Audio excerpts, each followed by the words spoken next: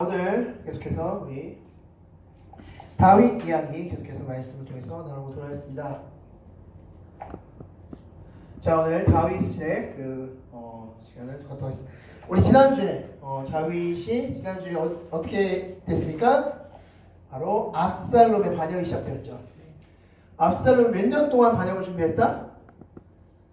4년 동안. 네, 4년 동안 반역을 준비했습니다. 그래서 성문 앞으로 오는 사람들, 성문 앞에 고민과 근심, 걱정을 가지고 오는 그 사람들에게 너는 어느 지파 사람이냐 물은 후에 그 지파에 맞는 대답을 해주면서 내가 만약에 재판관이었으면 너의 그 고민과 근심 내가 다 해결해 줬을 텐데 참 안타깝구나 라고 하면서 그에게 마지막으로 입맞춤을 하고 그러면서 자신의 위상, 그래서 성경 말씀에서는 백성의 마음을 훔쳤다라고 표현하고 있습니다. 그것을 백성의 마음을 훔쳐서 압살롬이 4년 동안 준비했고 4년 후에 드디어 다윗에게 가서 헤브론을 가겠다라고 해서 그곳에서 이제 왕이 됐음을 선포하는 그런 다윗의 모습을 볼 수 있었습니다. 그런 헤브론 압살롬 모습을 볼 수 있었습니다. 자, 그럼 지금 이 사건이 끝난 다음에 이제 다윗이 어떻게 했는지 그걸 같이 말씀을 통해 보도록 하겠습니다. 자,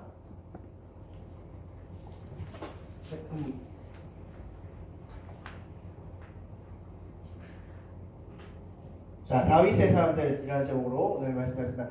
자, 다윗이 이제 도망을 치는데 이 도망치는 다윗에게 관련된 사람들이 총 5명이 나옵니다. 그 중에서 오늘은 3명을 같이 보고 다음 시간에 이제 다다음 주에 2명을 보면서 이제 총 다윗과 이 도망과 관련된 총 5명의 인물들을 같이 살펴보도록 하겠습니다.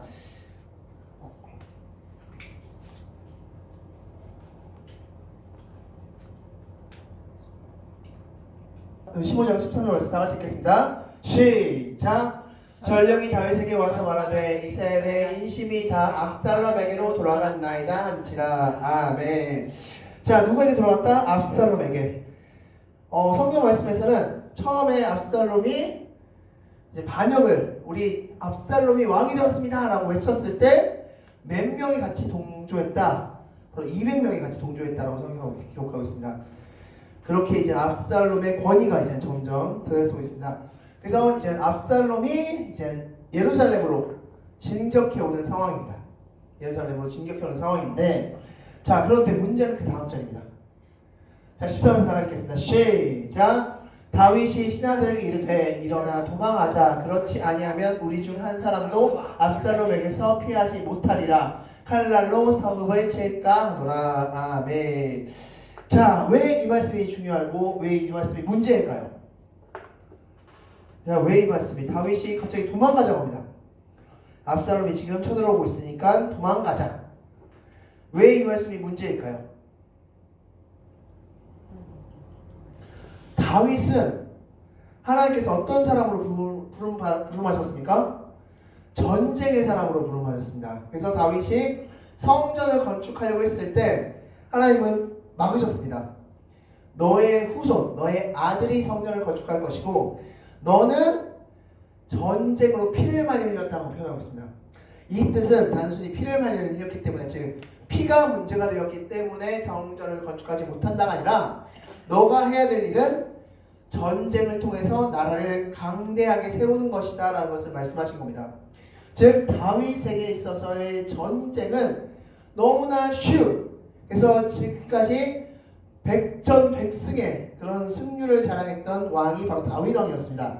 그런데 지금 오늘 본문을 보면 압살롬, 사실 압살롬이 군대를 소집하고 그런 준비를 했다 손 치더라도 200명의 백성이 붙었다고 치더라도 다윗의 군사력과는 비교도 안 될 것입니다. 왜냐하면 압살롬은 지금 막 이제 시작됐던 그런 한 나라의 나라라고 친다면 나라의 왕이고, 다윗은 오랜 시간 동안 전쟁을 통해서 다져진 나라의 왕이고, 그렇다면 우리가 쉽게 생각했을 때 다윗이 압살롬을 무찌르는 것은 일도 아니다 라고 생각할 수 있습니다. 그런데 다윗은 단 한 번도 전쟁을 해보지도 않고 도망가자라고 말합니다. 그래서 왜 다윗은 도망갈까? 라는 것입니다. 그래서 많은 성경학자들은 이 부분에 대해 성경에서는 사실 이 부분의 답을 가르쳐주진 않습니다. 그런데 이제 다윗이 마지막으로 압살롬이 죽은 이후에 보면 압살롬으로 인해서 엄청나게 슬퍼하는 장면이 나옵니다. 그런데 그 장면은 사실 압살롬이 아들이기 때문에 슬퍼하는 것도 있지만 이 압살롬의 이 반역과 모든 일들이 누구를 비롯해 누구 때문에 일어난 것임을 다윗 또한 알고 있는 겁니까? 자기 자신 때문에. 바로 밧세바 사건. 그 밧세바 사건이 원인이 되어서 하나님께서 세 가지의 벌을 내리셨고 그것이 바로 지금의 이 압살롬 반역 사건을 일으켰다는 것을 누구보다도 잘 알고 있는 다윗이었기 때문에 그래서 차마 압살롬의 반역에 대응하지 못했을 것이다 라고 생각하고 있습니다. 그래서 다윗은 순수히 압살롬이라는 어찌 보면 정말 초라한 이제 막 시작한 그런 초라한 정말 작디 작은 그런 사람의 반격이었음에도 불구하고 다윗, 전쟁의 신이라고 불렸던 다윗이 도망가는 그런 모습을 보였다라고 볼 수 있는 것입니다. 자, 그래서 다윗은 어떻게 도망하냐? 자, 15장 10절에서 나가시겠습니다. 시작! 왕이 나가매 모든 백성이 다 따라서 벳메르학에 이르러 멈추어서니. 아멘. 자, 여기 벳메르학 성경에 정확히 나와 있지 않습니다. 지금 그렇기 때문에 이 성경학자들은 이 벳메르학이 어디냐? 바로 다윗성의 한 방이었을 것이다. 한 집이었을 것이다. 이렇게 추측하고 있습니다. 즉, 한 모임방, 모두 다 모여서 있었던 그런 모임방이 아니었을까? 그렇게 추측하고 있습니다. 즉, 다윗이 이제 예루살렘 성의 한 방에 지금 숨어 들어 있었던 상황이었다라고 할 수 있는 겁니다. 자, 그렇게 다윗이 숨어 있는 상황에서 총 3명의 다윗의 사람들을 만나게 됩니다. 그 첫 번째가 가드 사람 이떼라는 사람을 만나게 됩니다. 자, 가드 사람 이떼에 대해서 다윗은 이렇게 이야기합니다. 19절 말씀 나같이 읽겠습니다. 시작! 그때 왕이 가드 사람 이떼에게 이르되 어찌하여 너도 우리와 함께 하느냐? 너는 쫓겨난 나그네인이 돌아가서 왕과 함께 내 곳에 있으라. 아멘. 자, 다윗이 이렇게 도망자 신세가 되자 이 가드 사람 이떼가 자신의 병력 600명을 다윗에게 붙여줍니다. 붙여주면서 저는 다윗과 함께 하겠습니다 라고 이야기합니다. 그러자 다윗이 이렇게 말씀합니다. 너는 쫓겨난 나그네이니까 내 왕으로 돌아가라 라고 말합니다. 자, 그렇다면 이 쫓겨난 나그네라는 말씀의 의미는 무엇일까? 자, 말씀 통해서 보겠습니다. 여호수아서 14장 3절 말씀 다 같이 읽겠습니다. 시작! 곧 애굽왕 시을 시내로부터 가나안 사람에게 속한 북쪽 에그론 경계까지와 블레셋 사람의 5 통치자의 땅 가드 족속과 에그론 족속과. 아멘. 자, 이 여호수아 13장 말씀은 바로 이스라엘 백성들이 가나안 땅에 입성해서 물리쳐야 될 7족속에 대한 설명입니다. 이 7족속에 대한 설명 중에 가드 족속이 나옵니다. 가드 족속. 이 가드 족속은 어느 사람이냐? 바로 누구라고 말씀하고 있습니다. 성경에서 블레셋. 네. 이 가드 족속은 바로 블레셋 사람을 얘기하는 통치하는 명칭이다라고 할 수 있습니다. 이 가드 족속은 블레셋 사람입니다. 즉, 자, 가드 사람 이떼라고 했을 때 이 이떼 그럼 출신은 어디일까요? 바로 블레셋입니다. 블레셋. 예. 그래서 이 가드 사람 이떼라는 사람은 바로 이방 민족 출신이었습니다. 블레셋. 이 블레셋 출신이었는데 우리 오늘 11시 예배 때도 말씀드렸지만 이방 민족 중에서도 하나님을 섬기고 싶어서 하나님 믿고 싶어서 유대인으로 편입한, 즉 우리나라 지금으로 표현하면 귀화한 그런 인물이 있었던 겁니다. 그 인물이 바로 이떼라는 인물이었습니다. 그 이떼라는 사람은 원래 블레셋인이었는데 이는 이 다윗과 하나님을 알고 나서 나는 당신에게 충성하겠습니다 하고 다윗 밑에 들어간 겁니다. 자, 그런 상황에서 다윗이 이렇게 쫓기는 상황, 어려운 상황에 처하자 그는 나 이제 블레셋으로 돌아갈래가 아니라 나는 당신과 함께 하겠습니다 라고 하면서 그가 가지고 있는 병력 600명을 다윗 왕에게 붙여주는 그런 일을 합니다. 그래서 다윗이 어려움을 처했을 때 그는 자신의 고향으로 돌아가지 않고 다윗 곁을 지키는 사람이 되었다 라고 성경은 말씀하고 있습니다. 자, 두 번째는 사독이라는 제사장을 될 수 있습니다. 자, 다윗이 이 도망가는 상황 가운데 두 번째로는 사독이라는 사람인데, 자, 15장 24절 말씀 다 같이 읽겠습니다. 시작. 왕이 사독에게 하나님의 궤를 성읍으로 도로 메어 가라. 만일 내가 여호와 앞에서 은혜를 입으면 도로 나를 인도하사 내게 그 궤와 그 계신 데를 보이시리라. 아멘. 자, 다윗이 도망갈 때가 되자 이 사독 선지자가 뭘 가져왔냐면 언약궤를 가져왔습니다. 언약궤를 다윗 앞에 놓고 그러나서 백성들을 기다립니다. 이 다윗과 같이 도망갈 백성들을 기다리고 있는 와중에 다윗이 딱 등장해서 사독이 가지고 온 언약궤를 봅니다. 자, 사독이 이렇게 이야기합니다. 아, 다윗 왕이시여, 우리도 같이 가겠습니다. 이 언약궤와 함께 우리도 같이 당신의 길을 동행하겠습니다 라고 이야기하자 다윗이 뭐라고 얘기합니까? 다시 돌아가라. 다시 성전으로 돌아가라 라고 이야기합니다. 자, 그러면 우리가 여기서 한번 생각해 봐야 할 것은 바로 다윗에게 있어 언약궤의 의미는 무엇이었습니까? 다윗은 언약궤를 굉장히 중요하게 여겼던 사람이었죠. 말씀을 통해서 보겠습니다. 자, 사무엘하 7장 2절 말씀 다 같이 읽겠습니다. 시작. 왕이 선지자 나단에게 이르되 볼지어다 나는 백향목 궁에 살거늘 하나님의 궤는 휘장 가운데 있도다. 아멘. 자, 이 말씀은 다윗이 가장 왕성했을 때를 말씀하고 있죠. 다윗이 다윗성을 얻고 다윗성 리모델링을 마치고 그래서 완전히 평안한 상태, 가장 평안한 상태에 있을 때 다윗이 나단 선지자에게 이렇게 얘기합니다. 나는 백향목궁 너무나 좋은 집에 살고 있는데 이 언약궤가 이 성막에 둘러싸여 있는 거, 궤가 휘장 가운데 있는 게 너무나 가슴 아픕니다 라고 이야기합니다. 이 언약궤 또한 어떻게 들어오게 됩니까? 다윗성에 어떻게 들어오게 되었습니까? 다윗이 그 언약궤를 가지고 오기 위해서 엄청나게 많은 노력을 해서 그래서 다윗이 실제 언약궤가 다윗성에 들어왔을 때 어떻게 했습니까? 춤을 추면서 그렇게 다윗이 정말 하나님께 찬양하고 그 앞에서는 제사를 지내고 악기를 연주하고 하나님께 엎드려 기도하고 이러면서 가져온 게 바로 언약궤다라고 할 수 있는 겁니다. 이 언약궤, 그렇기 때문에 이 사독이라는 사람은 다윗의 언약궤를 향한 마음을 알았기 때문에 바로 이 언약궤를 들고 다윗 앞에 오게 된 건데 다윗은 그 언약궤를 다시 가지고 들어가라 라고 말합니다. 자, 그런데 단순히 이것은 언약궤를 지키기 위한 단순한 신앙적인 고백이 아니라 또 하나의 의미가 있습니다. 자, 말씀 통해서 보겠습니다. 15장 28절 말씀 다 같이 읽겠습니다. 시작. 너희에게서 내게 알리는 소식이 올 때까지 내가 광야 나루터에서 기다리리라 하니라. 아멘. 자, 무슨 말씀이냐?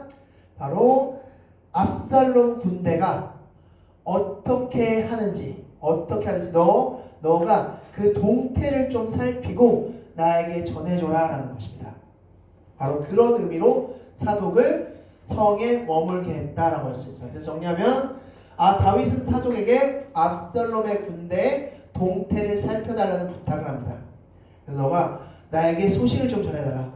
그래서 너가 소식을 전해주면서 그 소식을 전해주기 위해서 예루살렘에 머물면서 예루살렘 성전에 머물면서 다윗 그 압살롬 군대가 어떻게 이동하고 어떤 일을 하는지 나에게 전해달라 라는 이야기를 합니다. 이 사독은 여기서 이 다윗이 다시 다윗성으로 복귀하는 데 있어서 결정적인 역할을 하는 한 명의 사람이 된다라는 것을 볼 수 있습니다. 자, 세 번째는 후세라는 사람입니다. 후세. 자, 후세라는 사람이 등장하는데 이 후세 말씀 먼저 보겠습니다. 15장 32절 말씀 다 같이 읽겠습니다. 시작.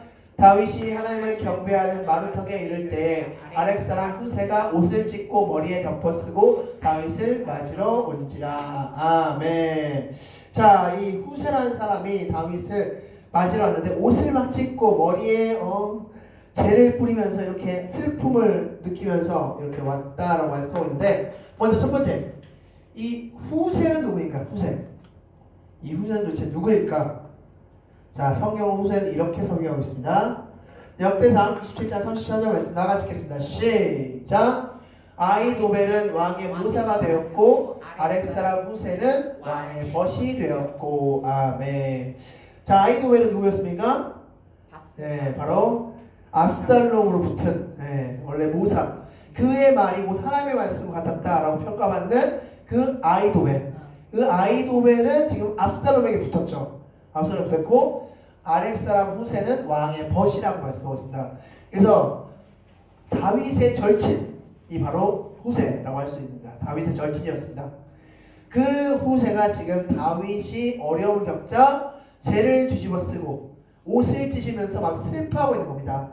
아, 다윗이 어떻게 이런 일을 겪을 수 있습니까? 하면서 슬퍼하고 있으면서 후세 역시 나는 당신과 같이 가겠습니다. 나는 너와 같이 가겠다 라고 이야기합니다. 그때 다윗은 어떻게 얘기합니까? 자, 한 가지 부탁을 하면서 머물러 있으라 라고 말씀하는데 어떤 부탁이냐? 15장 34절 다 같이 읽겠습니다. 시작. 성으로 돌아가서 압살롬에게 말하기를 왕이여 내가 왕의 종이이다 하면 내가 나를 위하여 아히도벨의 모략을 패하게 하리라. 아멘. 자, 무슨 소리냐? 이 다윗이 어떤 소식을 달았습니다. 어떤 소식이냐? 아히도벨이 바로 압살롬에게 붙었다. 압살롬에게 지금 붙어서 압살롬 편에 있다라는 것을 알게 됩니다. 앞서 말씀드린 대로 아히도벨은 하나님의 말과 같은 그런 말을 해주는 그런 모사꾼이었습니다. 그래서 다윗이 이렇게 하나님께 기도합니다. 하나님, 이 아히도벨의 말을 어리석게 해주시오 라고 기도합니다. 그리고 나서 다윗이 한 가지 준비한 게 무엇이냐면 바로 이 후세. 이 후세에게 무슨 얘기를 하냐면 너가 이 압살롬에게 가서 난 그전에는 다윗 편이었지만 이제부터는 당신의 편입니다 라고 이야기하라. 그리고 당신을 위해서 계략을 세우겠습니다 라고 이야기해라. 그래서 너가의 그 계략으로 인해서 아히도벨을 어리석게 만들어라 라는 이야기를 합니다. 그래서 후세가 스파이로 이제 압살롬에게 붙도록 그렇게 부탁을 하면서 너는 성전에 남아있으라 라는 이야기를 합니다. 그렇게 이제 다윗은 세 명에게 있어서 부탁을 하면서 그렇게 출발하게 되고, 자, 그런데 이제부터 그러면서 이제 도망의 여정이 시작되는데 그 도망갈 때 다윗의 행색을 성경은 또 이렇게 표현하고 있습니다. 다윗이 어떤 행색을 가지고 어떻게 표현하게 됐는지. 자, 30절 말씀 다 같이 읽겠습니다. 시작. 다윗이 감난산 길로 올라갈 때 그의 머리를 그가 가리고 맨발로 울며 가고 그와 함께 가는 모든 백성들도 각각 자기의 머리를 가리고 울며 올라가니라. 아멘. 이 감난산 길이라는 것은 뒷길입니다. 뒷길. 예수님께서 십자가 못 박히러 가게 된 바로 그 길이죠. 그 길로 이제 뒷길로 가는데 그때 다윗이 어떻게 갔냐? 머리를 가리고 그리고 맨발로 갔다라고 말씀하고 있습니다. 머리를 가리고 맨발로 울면서 갔다라고 말씀하고 있는데 도대체 머리를 가린 행위 그리고 맨발로 가는 그 행위의 의미는 무엇일까에 대해서 말씀을 통해서 보겠습니다. 첫 번째, 머리를 가린 행위는 무엇일까? 어떤 의미일까? 말씀 보겠습니다. 예레미야 14장 3절 말씀 다 같이 읽겠습니다. 시작.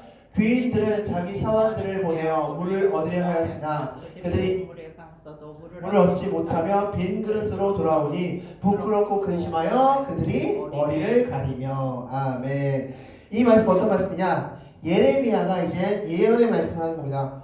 이 물로 표현되는 게 바로 말씀입니다. 하나님의 말씀, 하나님의 은혜, 말씀. 이게 지금 너에게 없을 것이다 이제부터. 왜 없습니까? 이들의 죄 때문에. 너희들이 죄를 졌기 때문에 하나님께서 이제 더 이상 하나님께서 말씀하지 않으실 것이고 하나님께서 은혜를 베푸지 않을 거야 라는 이야기를 딱 들으니까 그때 어떤 느낌이 들었다 말씀하고 있습니까? 부끄럽고 근심 어린 느낌이 들어서 어떻게 했다? 머리를 가렸다. 머리를 가린다는 것은 자기 자신을 부정하는 것이고 자기 자신의 죄를 인정하는 그런 느낌입니다. 그래서 우리가 하나님께 죄를 지었습니다. 하나님께 죄를 지었습니다 라는 것을 표현하는 방식이 바로 머리를 가리는 방식이었습니다. 그래서 이 예레미야서에서 이제 이스라엘 백성들이 예레미야의 이 선포를 듣고 부끄러워서 그거 우리가 왜 이렇게 살았지? 왜 이렇게 악하게 살았지? 하면서 머리를 가렸다라고 표현하고 있습니다. 즉 다윗이 머리를 가리면서 갔다는 것은 지난날에 자신의 잘못이 떠올랐고 그것 때문에 일어난 이 사단이 부끄럽고 너무나 수치스럽기 때문에 그래서 그는 머리를 가릴 수밖에 없었다라고 할 수 있는 것입니다. 자, 두 번째, 맨발로 갔다라고 표현하고 있는데 이것은 단순히 도망가는 그런 바쁨을 의미하는 표현이 아니라 바로 이런 의미입니다. 미가서 1장 8절 말씀 다 같이 읽겠습니다. 시작! 이러므로 내가 애통하며 애곡하며 벌거벗은 몸으로 행하며 들깨같이 애곡하고 타조같이 애통하리니. 아멘. 여기서 벌거벗은 몸이라고 번역되어 있는데 사실 원어를 보면 벌거벗은 발입니다. 발.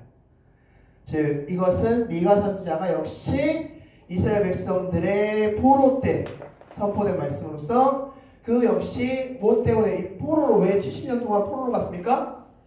죄 때문에. 그것을 이제 애통하고 애곡하는 것을 표현한 게 벌거벗은 발입니다.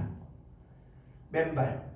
이 맨발로 가는 것이 바로 나의 그 죄 때문에 맨발로 표현하면서 나는 그 죄를 지었음을 용회케하는 그런 슬퍼하는 그런 장면이 바로 벌거벗은 발.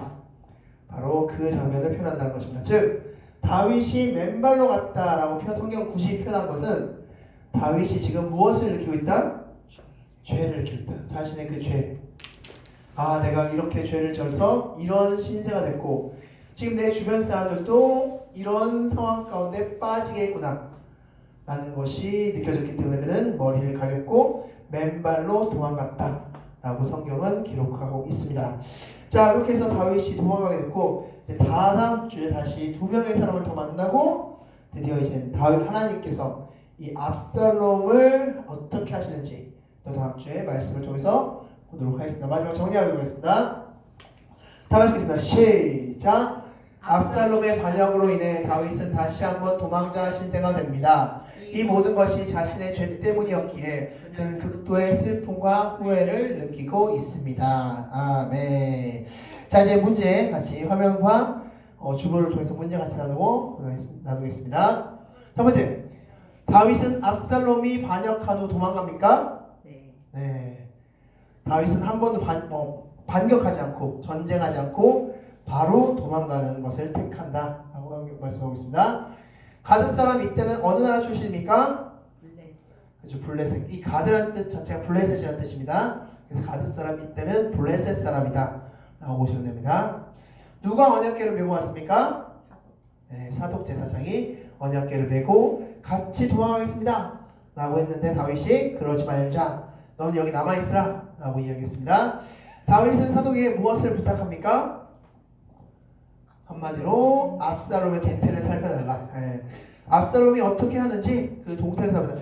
그래서 이 사독이 어떤 역할을 하느냐, 이제 후세가 잘못된 그 충고를 하죠. 압살롬에게 그 아이도벨의 좋은 충고가 아니라 사독의 나쁜 충고를 하나님이 받아들이게끔 합니다. 압살롬에게.